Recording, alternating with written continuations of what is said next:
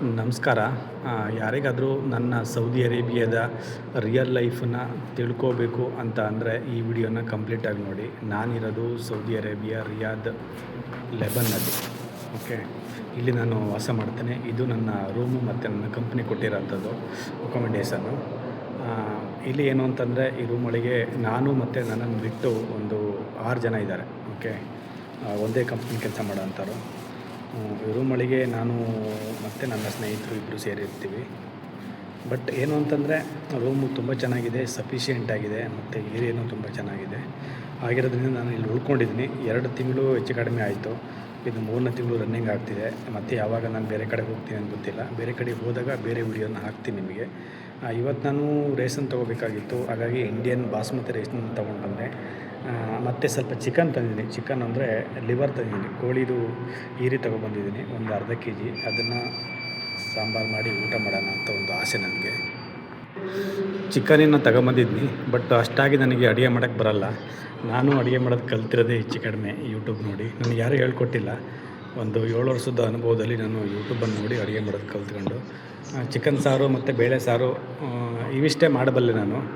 ಅತಿ ಹೆಚ್ಚಿನದಾಗಿ ಏನೂ ಗೊತ್ತಿಲ್ಲ ಅಡುಗೆ ಬಗ್ಗೆ.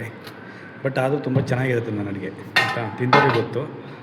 ಬಟ್ ತುಂಬ ಚೆನ್ನಾಗಿ ಮಾಡ್ತೀನಿ. ಬಟ್ ನನಗೆ ಪ್ರಶಸ್ತಿ ಮಾತ್ರ ಸಿಕ್ಕಿಲ್ಲ ಅನ್ನೋದು ಬಿಟ್ಟರೆ ಅಡುಗೆ ಮಾತ್ರ 100% ನಾನು ಪ್ಯೂರಾಗಿ ಮಾಡ್ತೀನಿ. ಅದಕ್ಕಿಂತ ಮುಂಚೆ ಈರುಳ್ಳಿ ಮತ್ತು ಕೆಲವು ಸಾಮಗ್ರಿಗಳನ್ನು ತಂದಿದ್ದೀನಿ, ಅದೆಲ್ಲ ಕಟ್ ಮಾಡ್ಕೊಂಡು ಇದು ಎಲ್ಲ ಇಲ್ಲೇ ಸಿಗುತ್ತೆ. ಮತ್ತು ತುಂಬ ಕಾಸ್ಟ್ಲಿ. ನಾವು ಇಂಡಿಯಾದಲ್ಲಿ ಎಲ್ಲ ನಮ್ಮ ಜನ ಹೇಳ್ತಾರೆ ತುಂಬ ದುಬಾರಿ, ಬೆಲೆ ಏರಿಕೆ ಅಂತೇಳಿ. ಅದಕ್ಕಿಂತ 10 ಪಟ್ಟು ಇಲ್ಲೂ ಬೆಲೆ ಏರಿಕೆ ಜಾಸ್ತಿ. ಎಲ್ಲ ನಾವು ಅಲ್ಲಿಂದ ಎಕ್ಸ್ಪೋರ್ಟ್ ಆಗಿರೋ ಸಾಮಾನೇ ಕೊಂಡು ಇಲ್ಲಿ ತಂದು ಫ್ರಿಜ್ಜಲ್ಲಿ ಇಟ್ಟಿರೋದನ್ನ ಯಾವುದೂ ಫ್ರೆಶ್ ಸಿಗೋಲ್ಲ. ಆಯಿತಾ, ಚಿಕನ್ ಅಷ್ಟೇ ಫ್ರೆಶ್ ಸಿಗುತ್ತೆ ಬಿಟ್ಟರೆ ಬಾಕಿದೆಲ್ಲ ನಾವು ಪಳಸಿದ್ದು ಎಲ್ಲ ಫ್ರಿಜ್ಜಲ್ಲಿ ಇಟ್ಕೊಂಡೇ ತಿನ್ನಬೇಕು. ಇದು ಇಲ್ಲಿನ ಜೀವನ. ನಂದು ಅಂತಲ್ಲ, ಎಲ್ಲ ಸೌದಿ ಅರೇಬಿಯಾದ ಅಜನಬಿಗಳ ಜೀವನವೂ ಹೀಗೆ ಇರುತ್ತೆ. ಓಕೆ, ಬಟ್ ಎಲ್ಲ ಸಾಮಾನು ಸರಿಯಾದ ಸಮಯಕ್ಕೆ ಸಿಗಲ್ಲ. ಸಿಕ್ಕಿದ್ರೂ ನಮಗೆ ಟೇಸ್ಟಿಗೆ ಬೇಕಾದಂಗೆ ಮಾಡ್ಕೊಳಕ್ಕಾಗಲ್ಲ.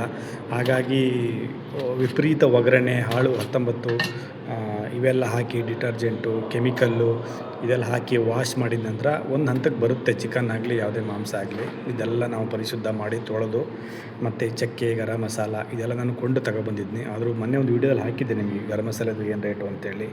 ತುಂಬ ಜಾಸ್ತಿ ರೇಟ್ ಆಗಿರುತ್ತೆ. ಮತ್ತು ಮೆಣಸಿನ್ಕಾಯಿ ಸ್ವಲ್ಪ ಈಗ ನಾನು ₹1 ಮೆಣಸಿನ್ಕಾಯಿ ತಂದಿದ್ದೀನಿ. 1 ರಿಯಾಲಿಗೆ 25 ರೂಪಾಯಿ. ಆಯಿತಾ, ಒಂದು 20-30 ಮೆಣಸಿನ್ಕಾಯಿ ಸಿಕ್ಕಿರ್ಬೋದು ಅಷ್ಟೇ, ತುಂಬ ಕಾಸ್ಟ್ಲಿ. ಅದ್ರ ಜೊತೆಗೆ ಬೆಳ್ಳುಳ್ಳಿ ಮತ್ತು ಶುಂಠಿ ಬೆಳ್ಳುಳ್ಳಿ ಇವೆಲ್ಲ ಸ್ವಲ್ಪ ಕಡಿಮೆಗೆ ಸಿಗುತ್ತೆ ಅಂದ್ಕೋಬೋದು. ಬಟ್ ಆದರೂ ರೇಟ್ ಜಾಸ್ತಿನೇ ಇಂಡಿಯಾಕ್ಕೆ ಹೋಲಿಸಿದರೆ ತುಂಬ ನಾವು ನೋಡೋ ಮಟ್ಟಿಗೆ ನಾನು ಬಂದಾಗ ಹೆಚ್ಚು ಕಡಿಮೆ ಒಂದೇ ಒಂದು ವಸ್ತು ಅಂದರೆ ಕುಬ್ಬೂಸು ಅಂತ ₹1 ಏನು ಸಿಗುತ್ತೆ. ಅದು ಆವಾಗ 7 ವರ್ಷದ ಹಿಂದೆ ಎಷ್ಟಿತ್ತು, ₹1 ಇತ್ತು. ಇವಾಗಲೂ ಅದು ರೇಟ್ ₹1 ಇದೆ. ಬಾಕಿ ಎಲ್ಲ ಸಾಮಾನುಗಳು ದುಪ್ಪಟ್ಟು ಜಾಸ್ತಿ ಆಗಿರುತ್ತೆ, ಜಾಸ್ತಿ ಆಗಿದೆ ಕೂಡ. ಈಗ ಚಿಕನ್ನು ಈ ಕಿಚನ್ ರೂಮು ಬಂದು 7 ಜನಕ್ಕೆ ಸಂಬಂಧಪಟ್ಟಿತ್ತು. ನಾವು 7 ಜನ ಇಲ್ಲಿ ಅಡುಗೆ ಮಾಡ್ತೀವಿ. 2 ಜನ ಮಸ್ರಿಗಳಿದ್ದಾರೆ, ಮಸಾಲದವರು. ಈಗ ನಾವು ಬಂದು 4 ಜನ ಇಂಡಿಯಾ ಪಾಕಿಸ್ತಾನದವರೆಲ್ಲ ಸೇರ್ಕೊಂಡು ಇಲ್ಲಿ ಅಡುಗೆ ಮಾಡ್ತೀವಿ. ಬಟ್ ಅವ್ರವ್ರ ಟೈಮಿಗೆ ಅವರು ಅಡುಗೆ ಮಾಡ್ಕೋಬೇಕು. ಇವತ್ತು ಶುಕ್ರವಾರ ಆಗಿರೋದ್ರಿಂದ ಪಾಕಿಸ್ತಾನಿಗಳು ಅವ್ರದ್ದು ಫ್ರೆಂಡ್ಸ್ ರೂಮಿಗೆಲ್ಲ ಹೋಗ್ತಾರೆ, ಬೇರೆ ಸಿಟಿಗೆ ಹೋಗ್ತಾರೆ. ಮತ್ತು ನಮಗೆ ಶುಕ್ರವಾರ ಕಂಪ್ಲೀಟ್ ರಜೆ ಇರುತ್ತೆ ಬೆಳಗ್ಗಿಂದ ಸಾಯಂಕಾಲದವರೆಗೆ. ಹಾಗಾಗಿ ನಾನು ಒಬ್ಬೇ ಇರ್ತೀನಿ. ಹಾಗಾಗಿ ಸ್ವಲ್ಪ ಶುಕ್ರವಾರ ಜಾಸ್ತಿ ಅಡುಗೆ ಮಾಡ್ಕೊತೀನಿ, ಬಟ್ಟೆ ತೊಳಿತೀನಿ, ಈ ಕೆಲವೊಂದು ಕೆಲಸಗಳನ್ನ ಪರ್ಸ್ನಲಿ ಕೆಲಸಗಳನ್ನ ನಾನು ಮಾಡ್ಕೊತೀನಿ. ಇವತ್ತು ಮಾಡಿಟ್ರೆ ಹೆಚ್ಚು ಕಡಿಮೆ 2-3 ದಿವಸಕ್ಕೆ ನಾವು ಇಟ್ಕೊಂಡು ತಿಂತೀವಿ.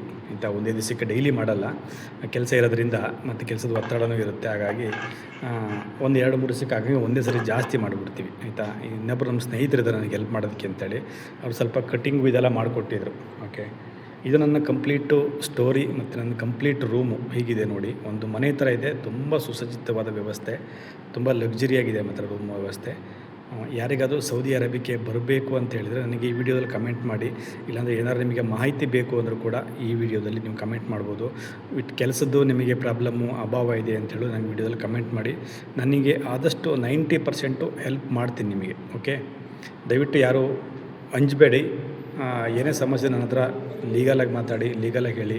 ನನ್ನ ವಾಟ್ಸಪ್ ನಂಬರ್ನ ನಾನು ಬಯೋದಲ್ಲಿ ಕೊಟ್ಟಿರ್ತೀನಿ, ಇನ್ಸ್ಟಾಗ್ರಾಮ್ ಬಯೋದಲ್ಲಿರುತ್ತೆ. ನೋಡಿ ನಂಬರ್ ತೊಗೊಂಡು ನನಗೆ ಕಾಂಟ್ಯಾಕ್ಟ್ ಮಾಡ್ಬೋದು. ಓಕೆ, ಎಷ್ಟು ತನಕ ವೀಡಿಯೋ ನೋಡಿ.